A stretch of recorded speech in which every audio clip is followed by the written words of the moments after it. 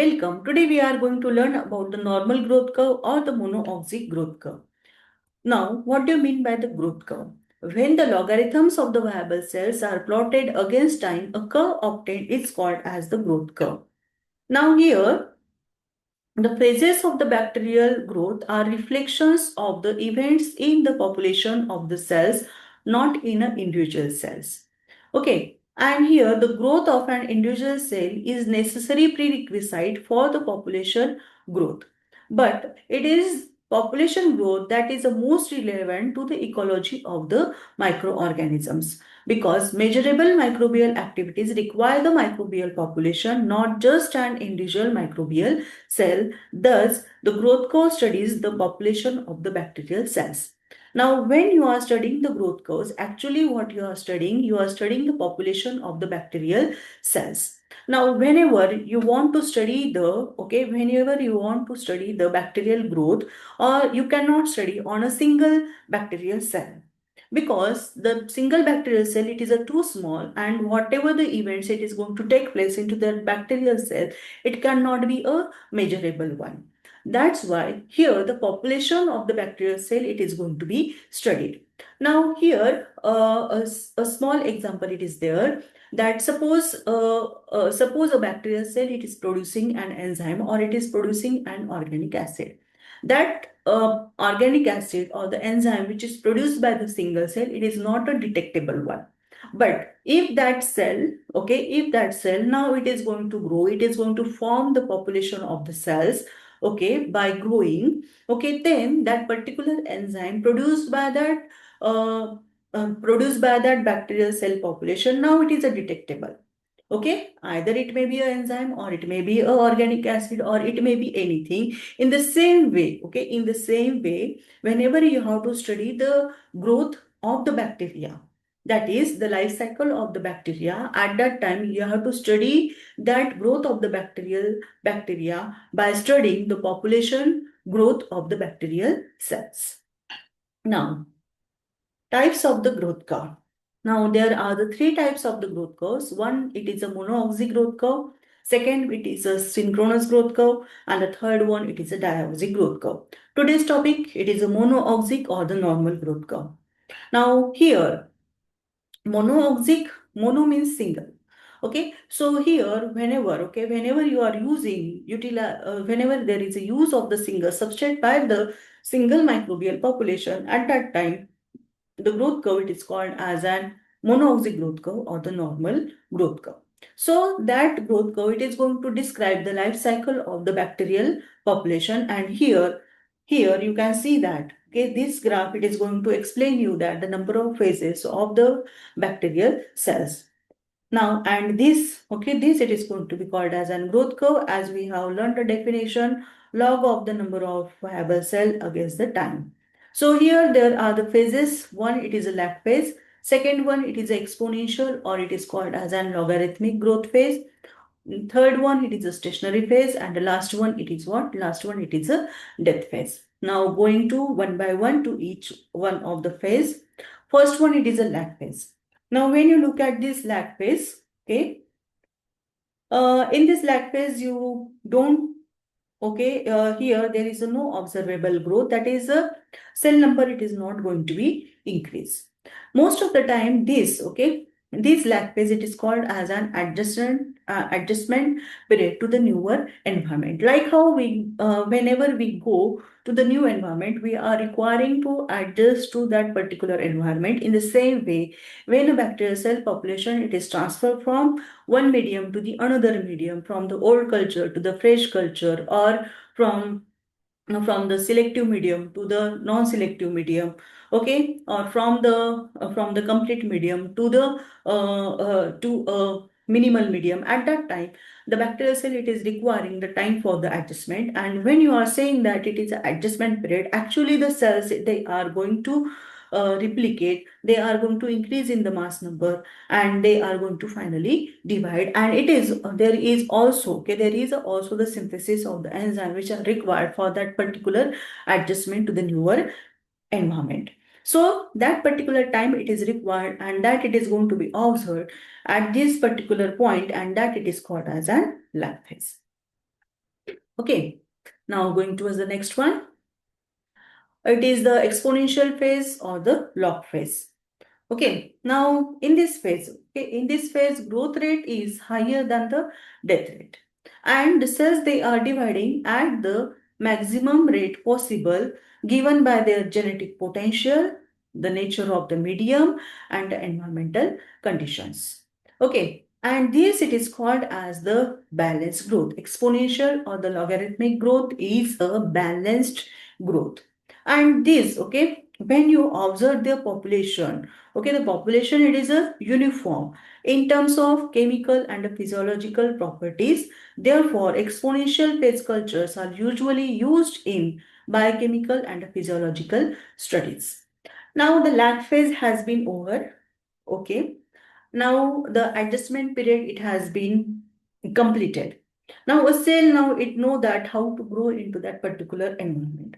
So the after the lag phase, the cells they are going into the logarithmic or the exponential phase. So here there are the abundant of the nutrients they are present. Okay, the environmental conditions they are favorable for the growth.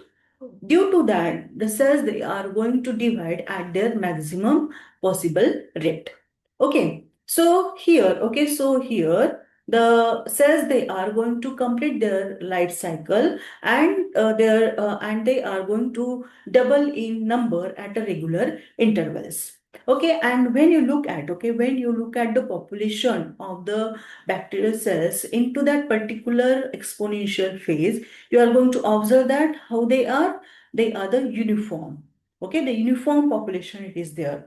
Their physiological properties most of the time they are the same one. Their chemical properties they are the same one. That's why if you want to study the physiology or the biochemical nature of a particular culture, you are going to take the culture which is in the exponential phase. After exponential phase, the phase which is going to come, it is a stationary phase. Now, in the exponential phase, the bacterial cells, they are growing their maximum rate. Means they are utilizing the nutrients which are present into the medium. As it is a batch culture, okay, the monoauxic growth curve, okay, monoauxic growth curve or the normal growth curve, it is studied in the batch cultures. So the bacterial cells, they are present, okay, the population of the bacterial cells, the microbial cells, they are present into a batch culture. So the nutrients not now the newer nutrients, the fresh nutrients, now they are not going to be available to that population of the growth. So what will happen? As the number of cells they are going to increase, okay, it is going to utilize, okay, it is going to utilize the nutrients which are present into the medium. And due to the utilization of the nutrients during the exponential phase, okay, there will be now the limitation into the nutrients. And the number of the cells, that is a population of the bacterial cells, now it has been increased. That's why there will be the unavailability of the O2, that is the dissolved oxygen which is present into the broth culture. Now it is a limited one. Okay, so here next it is what, due to the accumulation of the waste product, okay, the cells they are going to enter into the stationary phase. Now here some of the bacterial cells, okay, some of the bacterial cells like the streptococci, it is going to produce the lactic acid or the organic acid by the fermentation of the sugars. Okay, now the acid is produced. Now the pH of the medium it is going to drop.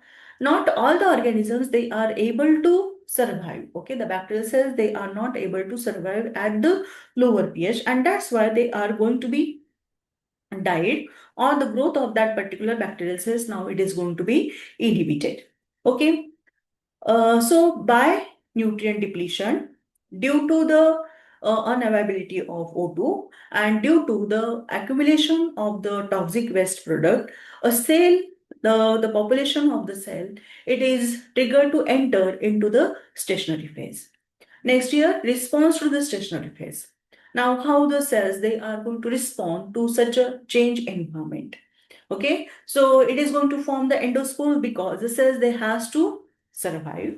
Okay, so next year it is a shrinkage of the protoplast and nucleotide. nucleoid, and there is a synthesis of the starvation proteins which make the cell more resistant to damage.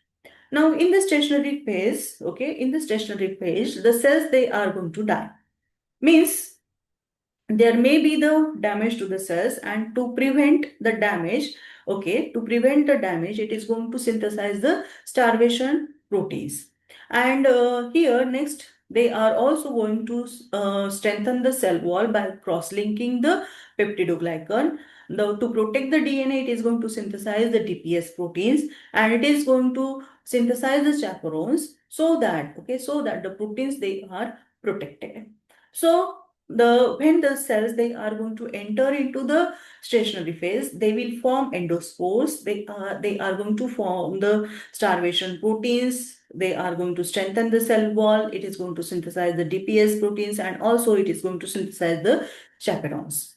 Now, effect. What is the effect of the response to the starve conditions? Now, the cell, cell has entered into the stationary phase due to nutrient depletion, O2 depletion, and also due to the accumulation of toxic product.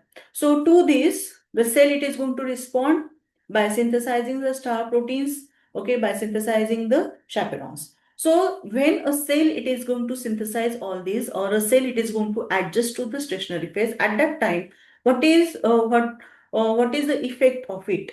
What is the effect of it? The cells, they are become harder to kill, as they has developed the resistant. They has strengthened the cell wall. They are harder to kill, and also they are becoming resistant to starvation. They are becoming a resistant for the damaging temperature, as well as oxidative and osmotic damage.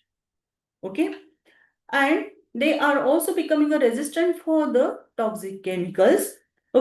And these changes are so effective that that is this the resistant to the starvation, resistant for the temperature changes, damaging temperature changes, resistant for the oxidative and osmotic uh, damage, and for the toxic chemicals, the resistance for the toxic chemicals, all these allowing a cell to survive for the starvation, in the starvation conditions for years. In some of the bacterial cells, it has been observed that the virulence, it has been increased. So this, it is regarding the stationary phase. After stationary phase, the phase which is going to come, it is a death phase, in which the death rate, it is higher than the growth rate, and in stationary phase, the growth rate and the death rate, it is a same one. So this death phase, it is also called as an decline phase, or and in this decline phase, there is the number of live cells decreases at a logarithmic rate. That is, there is a death of the bacterial cells. Now, what do you mean by the death? The non-culturable one. The non-culturable one, it is what? It is a death. Now here, it is a long been assumed that the cells leave stationary phase due to the starvation of the toxic waste accumulation. Exponential decline in culturability is due to cellular death. Next year, it has been stated that a viable but non-culturable hypothesis persists that when cells are starved, they become temporary non-culturable under laboratory conditions. Viable but non-culturable means what? Here, cells, they are viable, but when you are putting it on the nutrient medium, at that time they may not grow. That it is a viable but non-culturable. But at a particular time, what is going to happen, that the cells, they are non-culturable under laboratory conditions. That is a culture which is placed into, or which is in the death phase. That culture, when you are going to take, at that time, it may happen that in the laboratory, on the nutrient medium, it is not going to grow.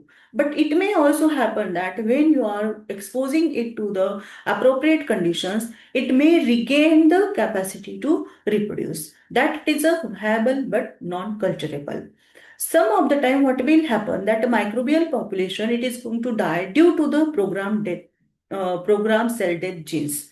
That is, there is the activation of Okay, there is the activation of the programmed cell death genes into the cells. Due to that, the cells, they are going to die. But here, when you observe this growth curve, what you observe that, okay, this line, okay, this growth curve, it is never going to touch, okay, it is never going to touch to the x-axis. Means in this graph, what you observe that, okay, this line, okay, this growth curve line, it is never going to touch the x-axis. Means cell number, it is never going to be a zero. Means always there is the presence of the survived cells during the death phase. Okay, it is said that death rate is higher than the growth rate.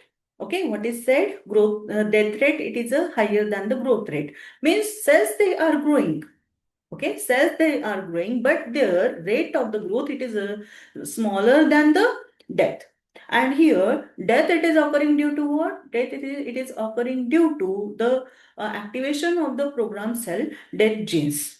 Okay, and now here the cells, okay, which are going to die, it is going to become a nutrient for the cells which has been survived there. Okay, so when the cell, it is going to be killed, okay, when a cell, it is going to be killed, at that time there is the release of the nutrients, that is the carbohydrate, lipids, nucleotides, nucleic acid, okay, the proteins, they are going to be released into the environment. Okay, and that, okay, now that, okay, that it is going to be used as a nutrient by the cells which has been survived. That's why here there is a, okay, here always, okay, the death phase, okay, this line, it is never going to touch the x-axis. Okay, I think you may have cleared the idea about the death phase and the phases of the growth curve. Now, what is the significance of this normal growth curve? Understanding the bacterial behavior. Okay, then where the application is there.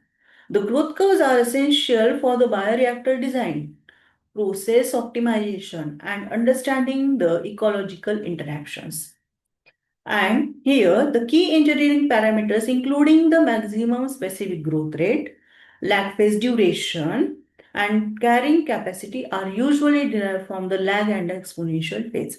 So, whenever you have to design a fermentation process, at that time you have to study the growth curve. I think you may have cleared the idea about the growth curve, normal growth curve, or the monoauxic growth curve. If you like my video, please subscribe my channel and also share my video with your friends so the knowledge, it is going to spread. Thank you.